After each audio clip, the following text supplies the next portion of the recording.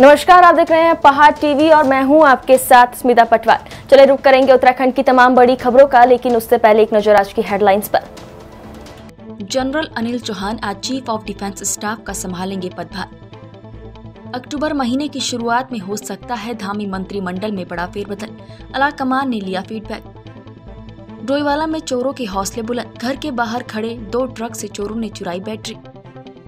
General Anil Chauhan 30 सितंबर यानी आज दूसरे चीफ ऑफ डिफेंस स्टाफ के रूप में पदभार संभालेंगे। सरकारी अधिकारियों की भारतीय रक्षा बलों के दूसरे CDS गुरुवार सैन्य अधिकारियों से मिलेंगे। शुक्रवार को आधिकारिक तौर पर नए CDS के रूप में कार्यभार संभालेंगे। अधिकारियों ने बताया कि अनिल चौहान पूर्वी कमान से लेफ्टिनेंट जनरल के पद से सेवानिवृत्त हुए और नई नियुक्ति के साथ उन्हें जनरल के पद पर पदोन्नत किया गया है। ये पहला मौका है जब किसी सेवानिवृत्त अधिकारी को इस पद पर नियुक्त किया गया है। नियुक्ति के लिए नियमों में बदलाव की घोषणा के लिए गजट सूचना जारी की गई थी। 4 दशकों के लंबे करियर में लेफ्टिनेंट जनरल चौहान कई कमांड, स्टाफ और सहायक नियुक्तियों पर रहे हैं।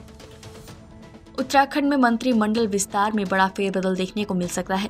सूत्रों की माने तो पिछले साल केंद्र में हुए बड़े मंत्रिमंडल विस्तार की तर्ज पर ही राज्य में भी बड़ा विस्तार किया जा सकता है, जिसमें कई दिग्गजों की छुट्टी हो सकती है और नए चेहरों को एंट्री मिल सकती है। जानकारी के अनुसार भाजपा आलाकमान मंत्रिमंडल विस्तार की योजना को अंतिम रूप देने की तैयारियों में जुटा है। सूत्रों के अनुसार अगले महीने के शुरू में मंत्रिमंडल विस्तार होने की संभावना है। इस बारे में मुख्यमंत्री पुष्कर सिंह धामी और प्रदेश अध्यक्ष महेंद्र भट्ट से अलग अलग फीडबैक भी लिया गया है। सूत्रों के अनुसार आलाकमान राज्य में सरकार के कामकाज में सुधार लाने और हाल की घटनाओं से बिगड़ी छवि को बदलने के लिए बड़ा बदलाव कर सकता है। कोशिश ये है कि मंत्रिमंडल का चेहरा बदलकर सरकार को लेकर जनता में अच्छा संकेत दिया जाए।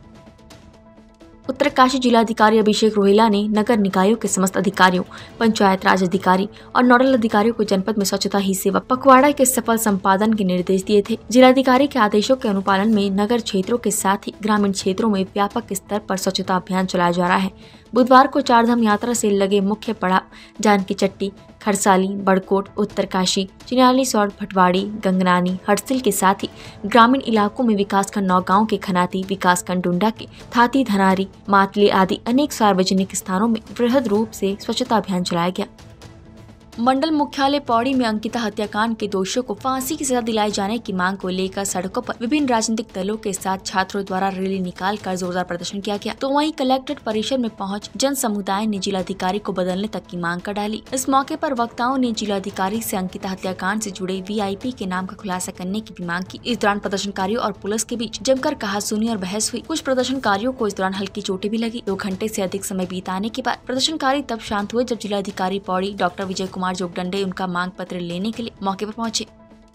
छात्र संघ के द्वारा जो है आज सुबह एक रैली का आयोजन किया गया था। 11 बजे से रैली शुरू होनी थी और उसके पश्चात फिर वो अपना बात को रखने के लिए कलेक्ट्रेट ज्ञापन देने के लिए वो आए थे। आज की जो एक दिशा की बैठक थी उस कारण से मेरा आना नहीं हो पाया था, लेकिन उनके द्वारा ये बार बार आग्रह किया जा रहा था कि जिलाधिकारी महोदय से हम लोग वार्ता करना चाहते हैं और अपना ज्ञापन देना चाहते हैं।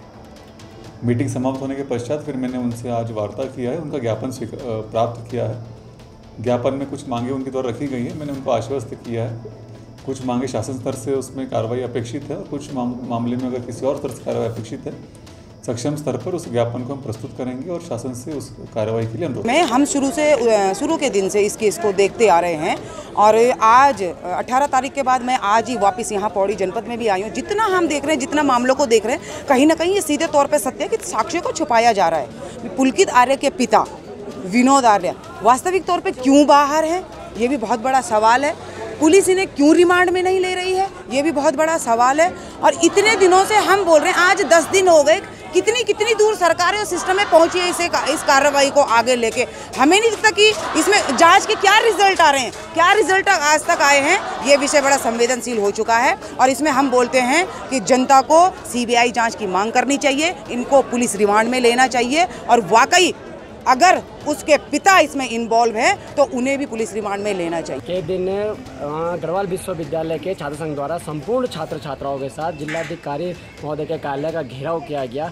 इसमें जो हमारी मुख्य मांगे हैं, एक तो ये है कि SIT सही से जांच नहीं कर पा रही। हमारी ये मांग थी कि जांच को CBI के हाथों सौंपा जाए। दूसरी हमारी मांग थी, जिस VIP के कारण हमारे पहाड़ की बेटी पे दबाव बना गया, वो VIP अभी तक SIT उसका नाम सामने क्यों नहीं ला पा रही है, उसकी हमने एक हफ्ते की मांग करें, एक हफ्ते के अंदर अगर उसका नाम सामने आ जाता है तो ठीक, वरना पौड़ी की समस्त जनता छात्र संघ के साथ मिलकर उग्र आंदोलन करेगी, जिसकी संपूर्ण जिम्मेदारी जिला प्रशासन की होगी।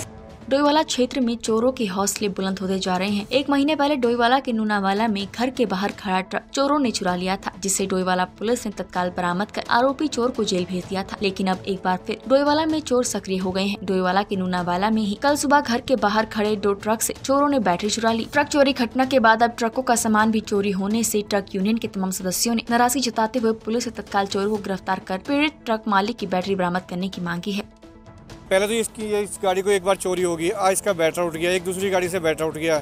अभी 2, 4, 5 दिन पहले यहाँ डोईवाला में जागरण था हमारे ऑफिस के बाहर में, तो वहाँ पर मेरा एक टक्कर था 6231। वो किसी ने रात को उसको वहाँ से उठा के ले गए और पता नहीं किस वजह से उसको दोबारा सुबह मॉर्निंग में घुमा के उससे थोड़ा डिस्टेंस पर गाड़ी खड़ी करके चले गए। और इस तरह घटना होती है, आदमी कहाँ से काम कर लेगा। हालांकि उसमें चोरी कोई नहीं हुई, उसमें गाड़ी के अंदर सामान जहाँ जैसा था वैसे मिला है। इस तरह चोरों के हौसले बुलंद है। हम लोग गाड़ी कोई घर के अंदर तो खड़ी होने वाली चीज़ नहीं है, तो रोड पे ही खड़ी होगी, ठीक है ना। इसके लिए कोई ना कोई कार्रवाई होनी चाहिए। देखो ट्रकों में इतना लॉक तो कोई होता नहीं है। अब जैसे जब सामने देखो शीशा तोड़ दिया, निकाल लिया इसको, ये लॉक थी गाड़ी है, सेम उसी तरह गाड़ी वो भी लॉक थी, उसको भी तोड़ के ले गए। अगर मुझे तो हमें तभी सुबह पता लगा जब गाड़ी घूम के दूसरी जगह खड़ी हुई थी। मेरा नाम तोपवाल है। आज सुबह भाई जी जाने लगे गाड़ी लेके, तो बैठ रहे नहीं थे दोनों गाड़ियों में। हाँ जी, कार है 2 गाड़ियों गई। हाँ जी, कितने बड़े कितनी कीमत होती है? बैटरे 10, 12, 13 हज़ार रुपये होते हैं। पहले भी यहाँ लगातार हमने सुना चोरी हुई है। हाँ जी, पहले बाइक उठ गई थी जी हमारी, वो आज तक नहीं मिली। हाँ जी, उसके बाद छोटी मोटी चोरी लगातार। हाँ जी, हाँ जी, कई बार गेट भी खटकते हैं हमारे। हाँ जी, क्या लगता है कौन लोग हैं आपको, किसी के साथ हैं? ऐसे क्या कह सकते हैं जी, बिना आसपास सवारी भी रहते हैं। हाँ जी, हाँ जी, होनी चाहिए। शिकायत की है चौकी में। हाँ जी, क्या कार्रवाई कर रही है? कार्रवाई कर रही है। अभी काफ़ी हो रहा है।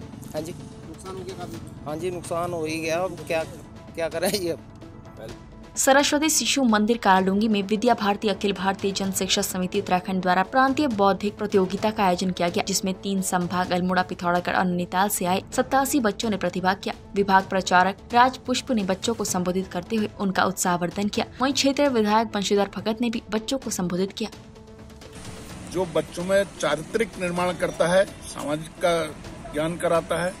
मैं समझता हूँ शिशु मंदिर में पढ़े हुए बच्चे को ये बताने नहीं पड़ता कि अपने से बड़ों का आदर करना पड़ता है, गुरुओं का आदर करना पड़ता है, ये स्वयं सीखते हैं। और इसी क्रम में आज कुमाऊं के बच्चों की पूरी प्रतियोगिता यहाँ पर हो रही है। अलग अलग वर्ग के लोग आ रहे हैं, उनका अनेक प्रकार की क्विज प्रतियोगिताएं हैं, उसमें यहाँ पर कार्यक्रम चल रहा है। मैं तो खाली थोड़ा आशीर्वाद देने आया था। और मैं समझता हूँ कि शिशु मंदिर में पढ़ाना ही बच्चे के भविष्य का उज्जवल बनाना है। इसका प्रत्यक्ष उदाहरण मैं हूँ। मैंने कभी बच्चों को नहीं देखा कि मेरे क्या कर रहे हैं, लेकिन शिशु मंदिर में पढ़ाए, विद्या मंदिर में पढ़ाए, और उसका परिणाम है कि सब के सब योग्य हैं। उत्तराखंड की तमाम बड़ी खबरों में फिलहाल इतना ही। बाकी खबरों के लिए देखते रहिए पहाड़ टीवी। नमस्कार।